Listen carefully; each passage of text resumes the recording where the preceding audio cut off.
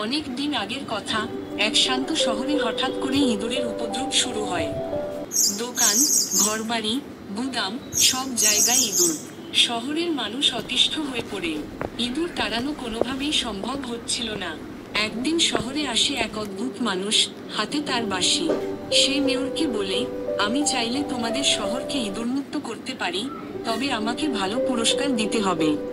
Mayor রাজি হয়। বাঁশিওয়ালা রাস্তায় দাঁড়িয়ে বাঁশি বাজাতে থাকে।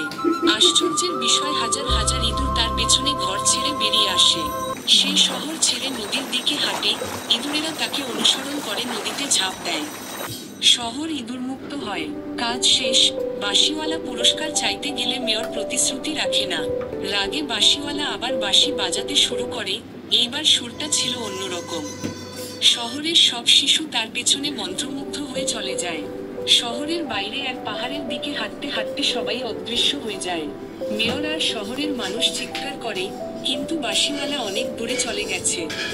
এই গল্প থেকে আমরা এই শিক্ষা পাই যে কথা দিলে তা রাখা উচিত।